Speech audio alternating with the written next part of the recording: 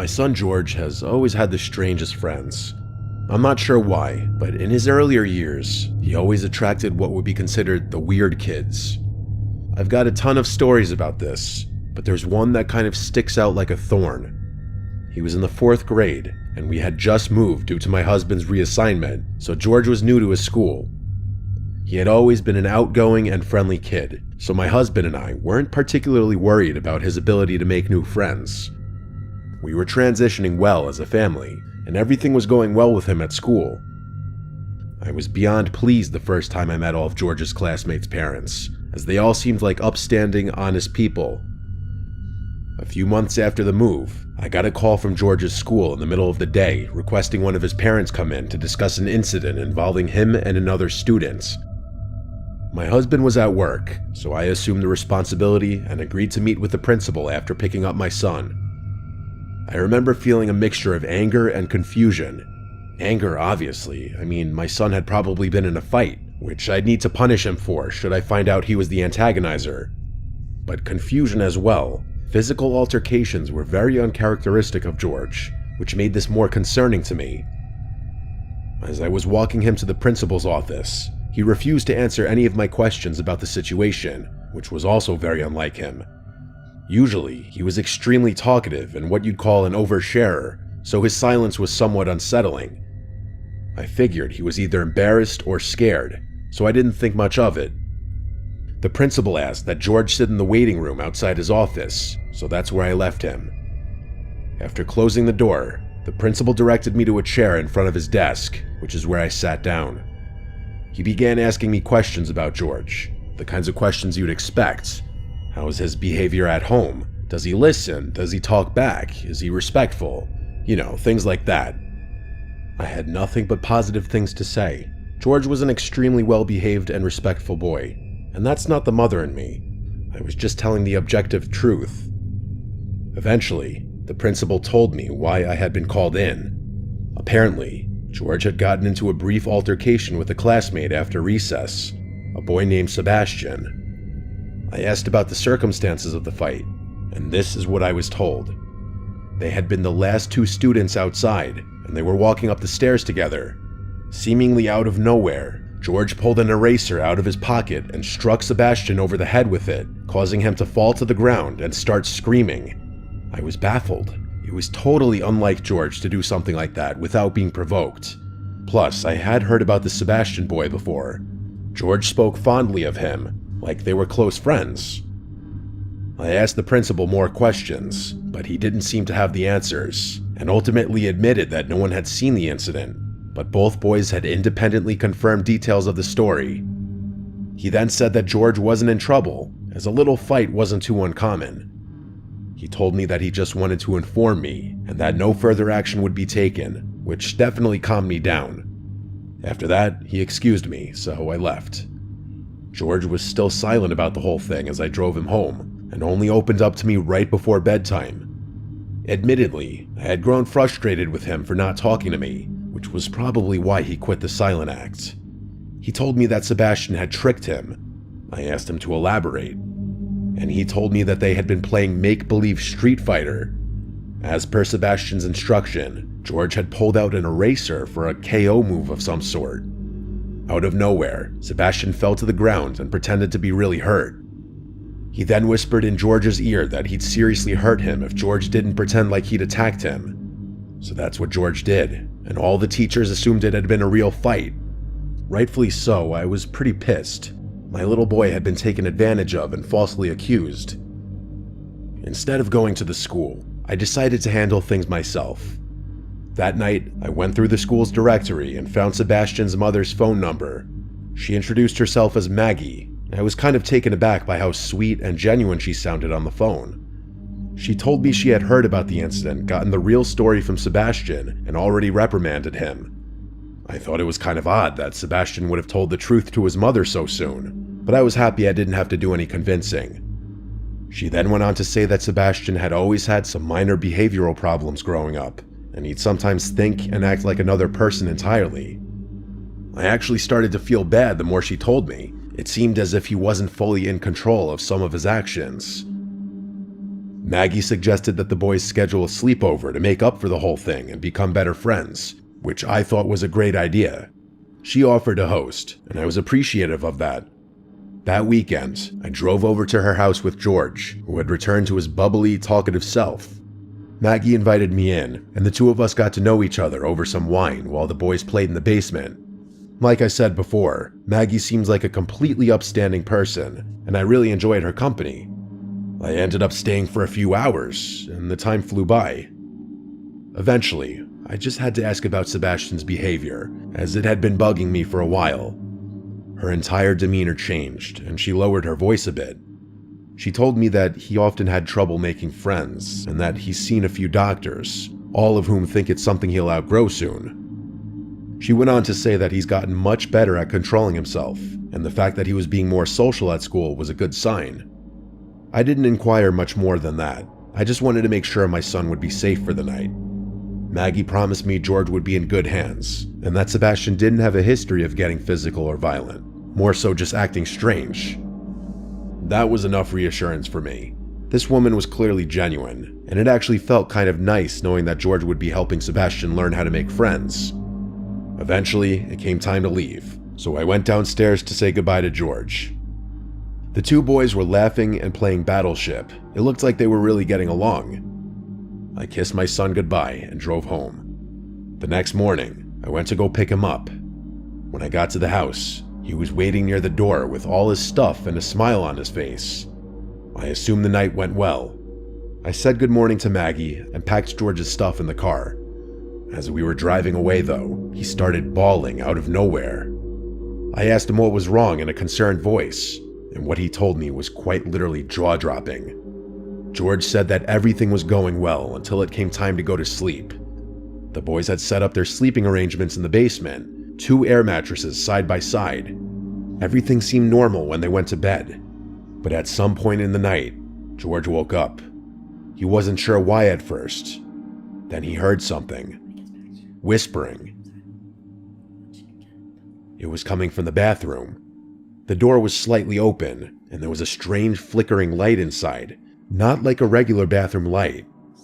As George described it, it seemed more like a candle light. He listened closer and realized it was Sebastian talking. But he wasn't just talking, he was having a full conversation. George thought maybe he was on the phone or something, but the more he listened, the weirder it got. Sebastian wasn't calling himself Sebastian. He was calling himself Mr. Jim.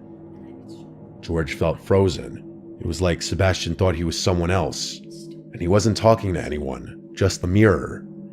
Then the candle went out. Everything was dark again. George squeezed his eyes shut, pretending to be asleep. A long time passed, and then he heard the bathroom door creak open. His stomach dropped when he heard whispering again, this time right above him. It went on for a while. George didn't understand the words. It didn't even sound like English. He just lay there, too scared to move. Eventually, Sebastian went back to bed like nothing happened. In the morning, he was totally normal again. George didn't dare ask him about it. When George told me what happened, I was horrified. My gut told me this wasn't just a case of childhood imagination. Something was wrong. I didn't know what to do, but I knew I had to tell someone. I called Maggie first. At first, she laughed it off, saying Sebastian has always been a creative kid, but as I pressed her, her voice faltered. Eventually, she admitted that his so-called behavioral problems were more serious than she let on. One psychiatrist had even suggested he was showing signs of multiple personality disorder. They had already moved twice before, she told me in a hushed tone, because Sebastian had been kicked out of school. I was stunned. Furious even. Why the hell hadn't she told me this before? Why would she put my son in danger like that? Then she did something unexpected. She begged me not to notify the school. I didn't know what to say. Part of me wanted to respect her wishes, but another part of me knew that something was very wrong. I blurted out, "Okay," and hung up the phone before she could respond. I told myself I'd make my decision by the end of the week, but I never got the chance. That Monday, Sebastian full-on attacked another student at recess. It was serious enough that the school sent out a statement to all the parents, though they kept the details vague. By the end of the day, I found out that he had been expelled. I tried calling Maggie, but her phone had seemingly been disconnected. The situation was incredibly unsettling. Just days ago we had spoken, and now, suddenly, she was unreachable. I didn't even know what I wanted to say to her, just that I wanted to say something. There were no other numbers or emails in the school directory, just that one number that was now disconnected. A few days later, the curiosity got too overwhelming, so I bit the bullet and drove to her house. When I arrived, it was completely vacated. No moving trucks, no sign of a rushed departure, just gone. It didn't make sense. How could they have left so quickly? I tried looking them up, searching for any trace of them online. I found nothing. No forwarding address, no mention of them anywhere. It was like they had never existed at all. That was a long time ago, and George wasn't too badly affected by it. In all honesty, I think he's mostly forgotten about it.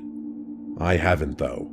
I often think about what could have happened to my son that night in that basement, or what kind of things that kid Sebastian has been doing since.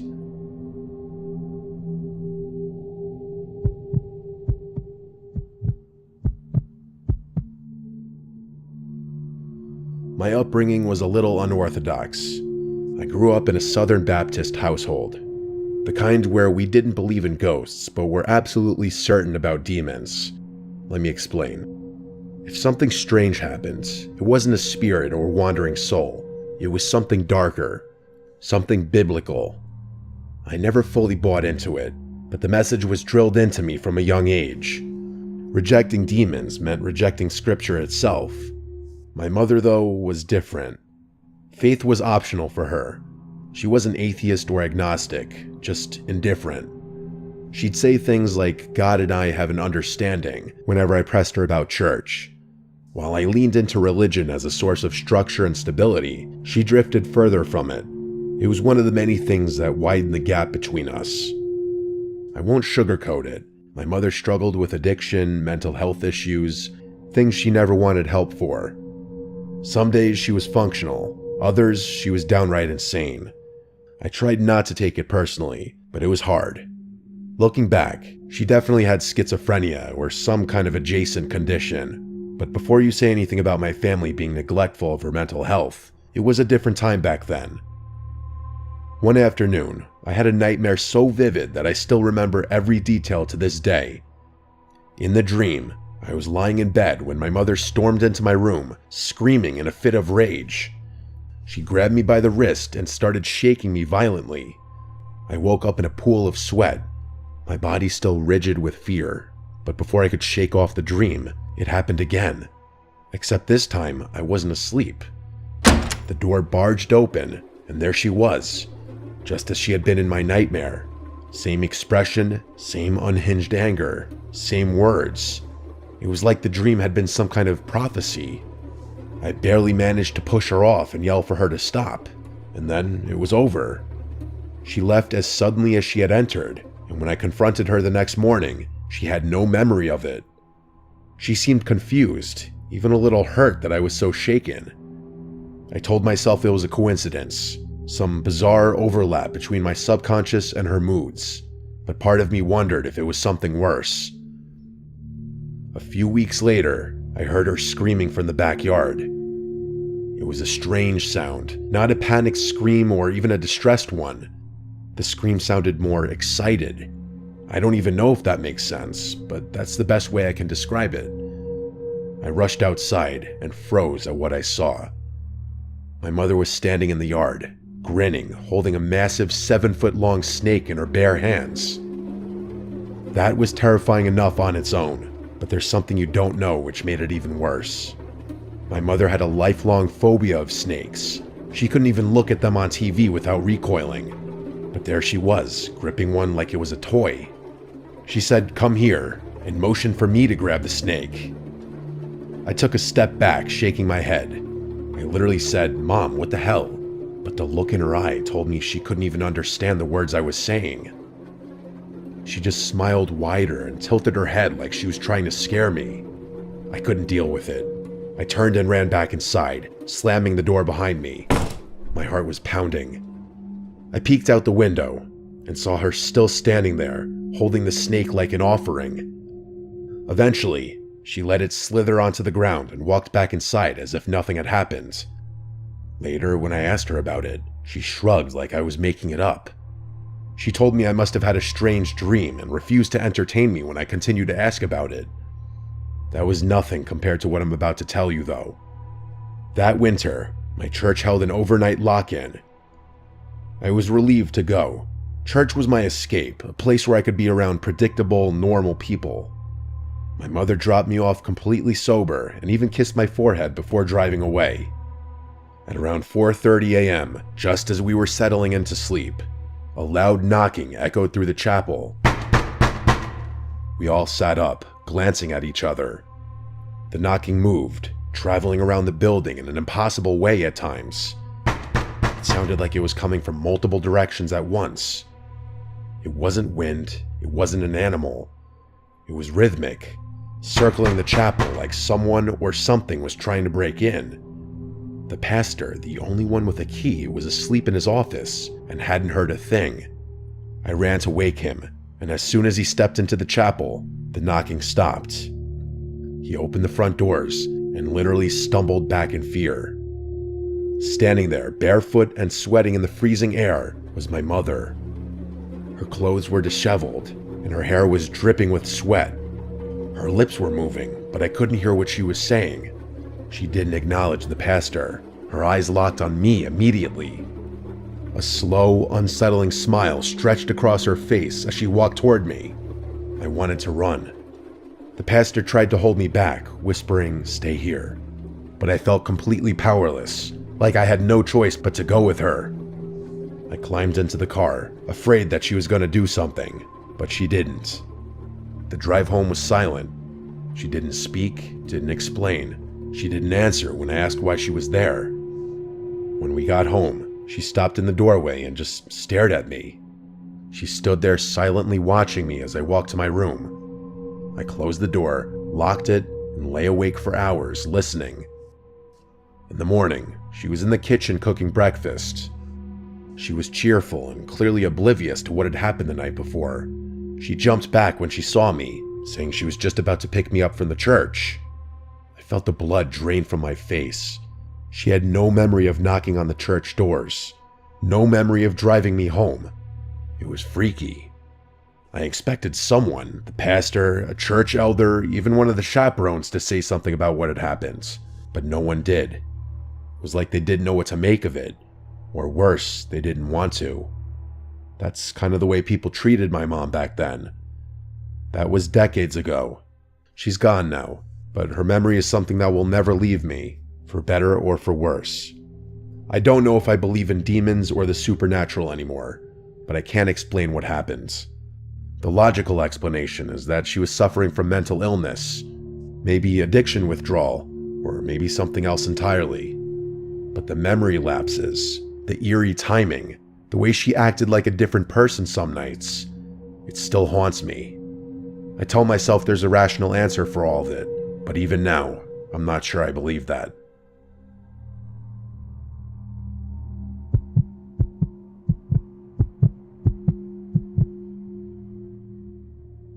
My eldest son started sleepwalking when he was about 8 or 9. I had heard of kids going through phases like that, so I wasn't too concerned at first. It was just one of those things. A little unsettling, sure, but nothing I thought much about. I'm a pretty light sleeper, so none of my kids have ever been able to sneak around the house at night without me knowing. That's actually how I first figured out about my son's habit. Most nights, I'd wake up and find him standing in the hallway outside my bedroom, rocking slightly on his heels, shifting his weight from foot to foot. His eyes would be open, but they weren't seeing anything. That was the one part that always got me. For any of you who have lived with a sleepwalker, you know exactly what I'm talking about. His gaze would pass right through me, empty and distant, like he was looking past me into something I couldn't see. It was always extremely strange, and I never fully acclimated to finding him like that. Sometimes he'd mumble something under his breath, words too soft and slurred to understand. Other times, he wouldn't make a sound, just standing there, breathing in that slow, steady way that somehow made it even worse.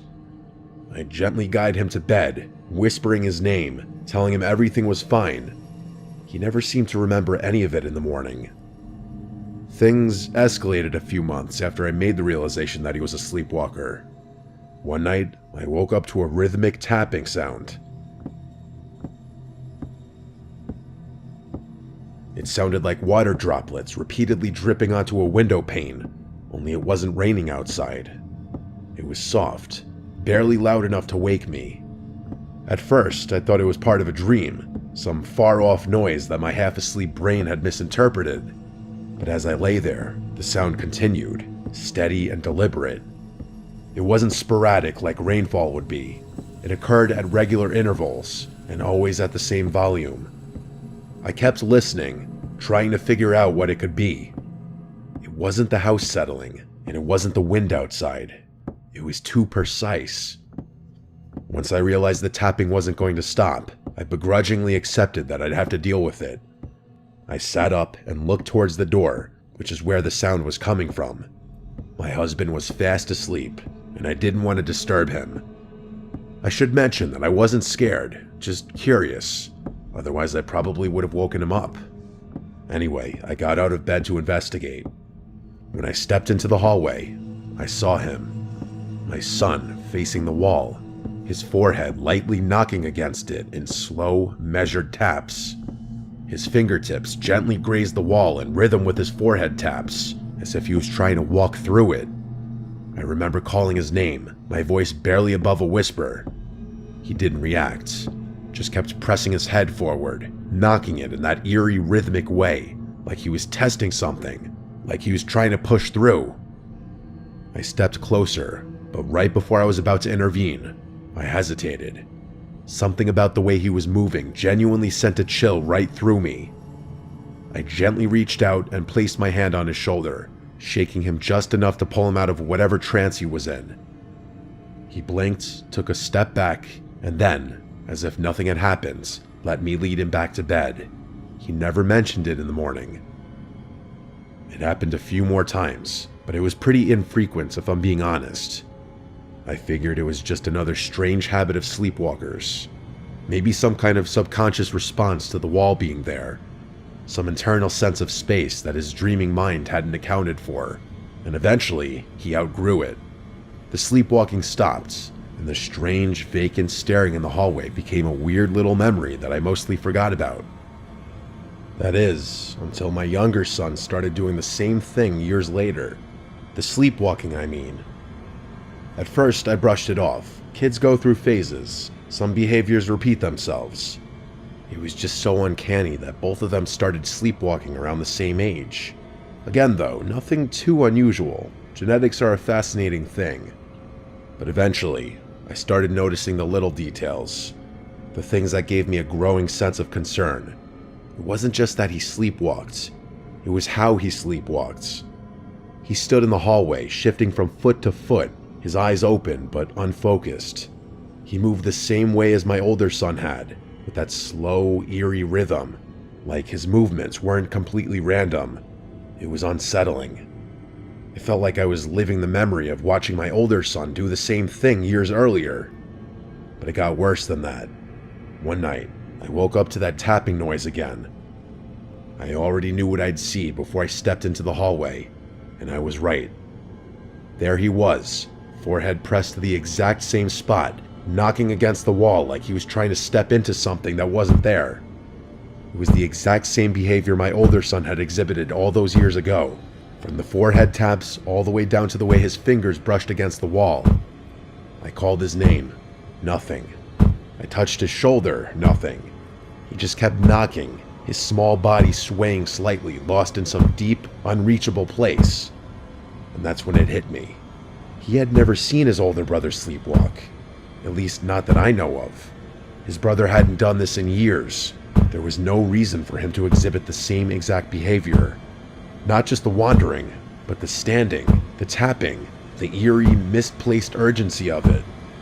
I don't know why, but that thought made me feel sick. After some badgering, I eventually snapped him out of his trance. I guided him back to bed and tucked him in like I had done so many times before, trying to tell myself that it was just one of those things.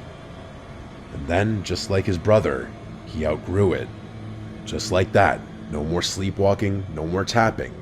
He had no recollection of it either. For years, I didn't think about it. In all honesty, I had forgotten about the whole thing, but there's a reason I'm writing this now. My sons are away at college now, and the house is a lot quieter than what I'm used to. Because of that, my husband and I have to find new things to occupy some of that downtime with. A few weeks ago, we decided to renovate the house. The house is pretty old, and we've lived in it long enough that we've decided to change things up. New floors, new paint, some fresh updates to make the place feel new again. It was all minor work, nothing too intensive. We were stripping the old wallpaper when we noticed something underneath. At first, I thought it was just some old backing or maybe a weird stain, but as we peeled more away, my breath caught. It was an old, antique-style mirror, a mirror that had been covered for some reason. My first thought was, why the hell would someone cover a mirror instead of removing it? I felt ridiculous, standing there staring at a piece of glass like it was going to do something, but I couldn't help but feel like we weren't supposed to find it, like it had been sealed away for a reason. And that's when I realized the mirror was positioned in the exact spot on the wall that my sons had been bumping into all those years ago. The memories came flooding back, and I stood there in shock. There was no logical reason they should have known it was there. They couldn't have, and yet somehow they had. Both of them had independently been trying to walk into something that was impossible to see through the wallpaper. Forget about the fact that they were unconscious. I immediately got rid of that mirror, but I'm still pretty freaked out by the whole thing. There's got to be some kind of rational explanation for this, but I can't think of one. I still don't know what to make of this. I really don't.